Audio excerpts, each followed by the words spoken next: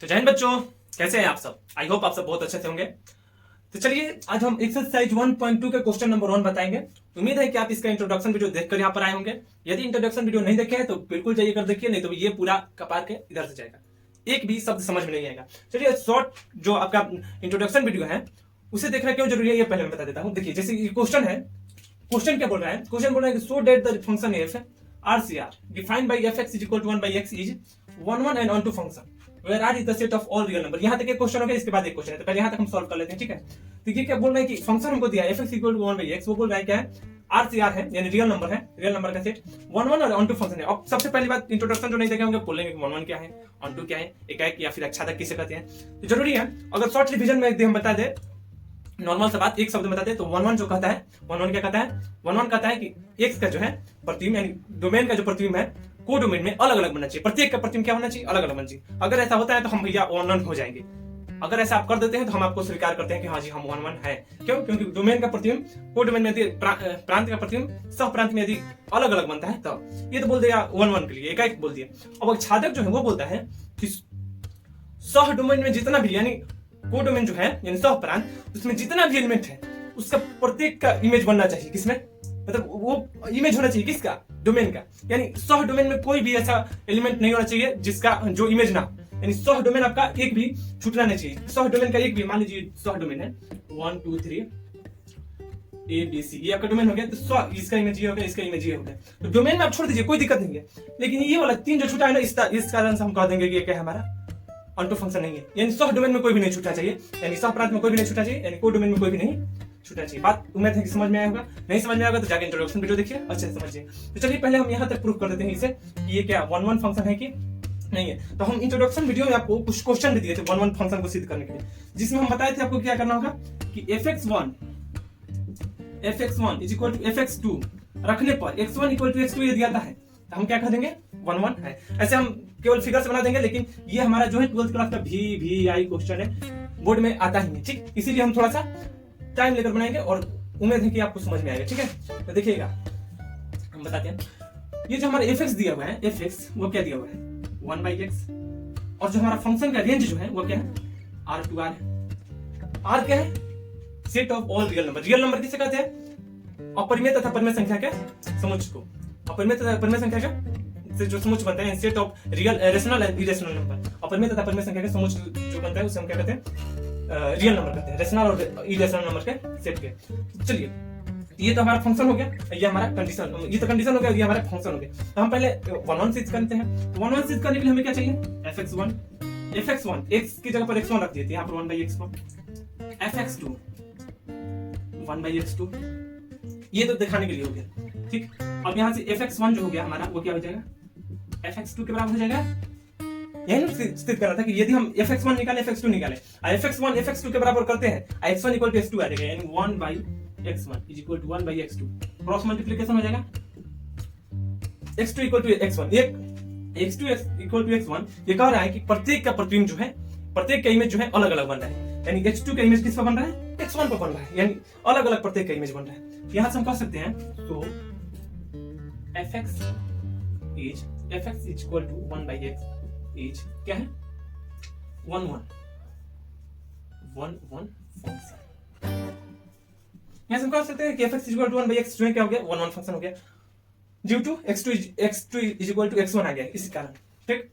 अब यहां से देखिए, अब हमें एक सिद्ध करना है, तो एकाएक यानी onto सिद्ध करना है। onto के लिए नहीं एकाएक तो हो गया, सॉरी onto यानी आच्छादक सिद्ध करना है।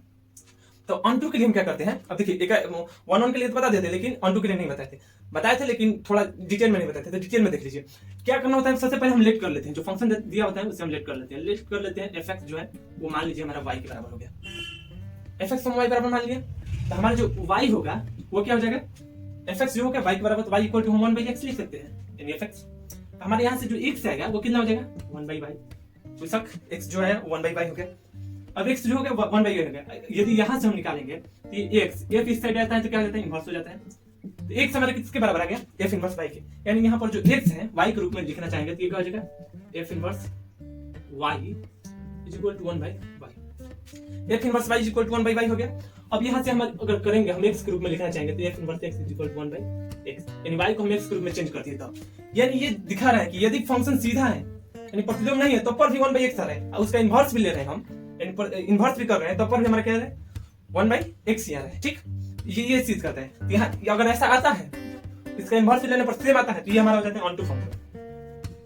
ऑन टू फंक्शन इस तरह से ऑन टू फंक्शन सिद्ध किया जाता है। ठीक, ऑन टू फंक्शन कैसे सिद्ध किया जाता है आप समझ होंगे।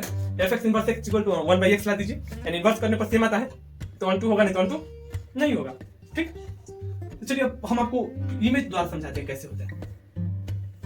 ये हो गया आपका डोमेन जो है R, रेंज जो है वो भी R है, रेंज नहीं कोडोमेन भी R है। ठीक, अब बोल रहा है कि रियल नंबर कोई भी हो सकता है, मान लीजिए 1 रियल नंबर है, तो यदि हम 1 रखते हैं, ठीक, तो 1 का प्रतिलोम किस पे बनेगा, यहाँ पर यदि हम 1 रखेंगे तो 1/1 यानी 1 आएगा, यहाँ पर 1 आ गया, तो 1 का प्रतिलोम किस पे बन गया 1 पर। रियल नंबर 1/2 भी होता है तो 1/2 लेते हैं, तो 1/2 का प्रतिलोम किस पे बनेगा, 1/2 का प्रतिलोम 1/x की जगह पर 1/2, ये 2 ऊपर जाएगा, यानी हमारा मान कितना आएगा 2, 1/2 का प्रतिलोम 2 पर। अब 2 लेते हैं, यहाँ पर यदि हम 2 लेते हैं, यहाँ पर 1/2 आएगा, x की जगह पर 2 रखने पर, तो 2 का प्रतिलोम किस पर बन गया 1/2 पर। अब ये दिखा रहा है हमको साफ साफ कि ये जो है ना प्रतीक का प्रतिबिंब कहाँ बन रहा है, अलग अलग बन रहा है, प्रत्येक का प्रतिबिंब अलग अलग बन रहा है। चूंकि प्रत्येक का प्रतिबिंब अलग अलग बन रहा है इसलिए ये हमारा क्या है वन फंक्शन है। प्रत्येक का प्रतिबिंब अलग अलग बन रहा है इसलिए क्या है हमारा वन फंक्शन है। और साथ ही साथ ये दिखा रहा है कि कोई भी आर में यानी कोडोमेन में कोई भी ऐसा एलिमेंट नहीं होगा जिसका प्रतिबिंब डोमेन में नहीं बनेगा। कोई भी एलिमेंट ले लीजिए, प्रत्येक का बनेगा रियल नंबर, आप कोई भी क्योंकि दोनों रियल नंबर है, दोनों सेम है, इसमें कोई भी लेंगे ना तो उसका प्रतिबिंब किस में बनेगा, डोमेन में बनेगा ही बनेगा। तो इस तरह से दिखा दिया कि वन टू फंक्शन है क्योंकि कोडोमेन खाली नहीं है, कोडोमेन जो है खाली नहीं बचेगा, प्रत्येक कोडोमेन का प्रतिबिंब होगा, इसलिए इस तरह से हमारा ये क्या हो गया वन टू फंक्शन है। ये तो हम प्रूफ कर दिए कि ये क्या है फंक्शन जो हमारा fx इक्वल टू क्या हो गया, fx इक्वल टू 1/x क्या हो गया 1 1 और 1 2 फंक्शन हो गया। अब इसके आगे वाला जो प्रूफ करना है उसे देखते हैं, आगे क्या प्रूफ करना है।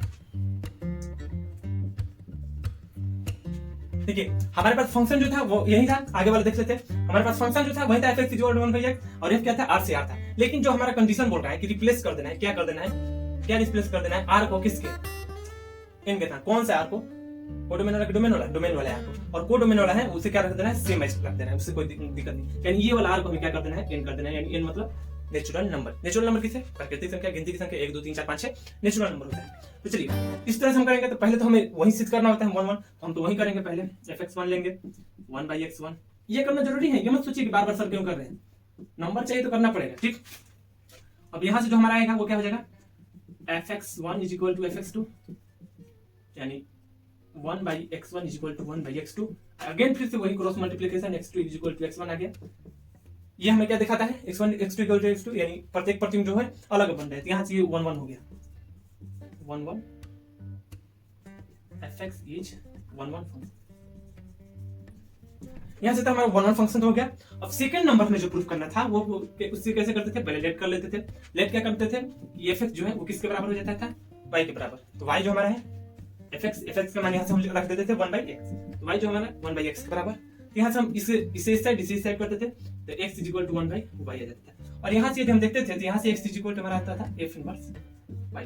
तो अब x का मान इसमें पुट कर देते थे, f inverse y is equal to 1/y, y के रूप में पूरा टर्म हो जाता था। अब पूरा टर्म को हमें चूंकि x के रूप में करना होता था तो y की जगह पर हम क्या कर देते x कर देते थे। अब यहाँ पर तो ये तो आ गया सर, ये तो पिछले बार भी आया था, इस बार भी आ गया, कोई दिक्कत नहीं। हमारा जो फंक्शन है उसका हम इन्वर्स भी कर रहे हैं तो 1/x ही आ रहा है, तो यहाँ तक तो इससे कोई दिक्कत है नहीं। अब हमारा जो अंतर है, अब दिक्कत क्या होगा यहाँ पर होगा, क्योंकि ये हमारा क्या है नेचुरल नंबर है और ये हमारा क्या है रियल नंबर। नेचुरल नंबर यहाँ से देखिएगा, नेचुरल नंबर में आता है 1 आएगा, 1 का प्रतिबिंब 1 1/1 यानी 1। चलिए रियल नंबर में प्रतिबिंब बन गया किस पर, 1 का प्रतिबिंब 1 पर, सही चल रहा है।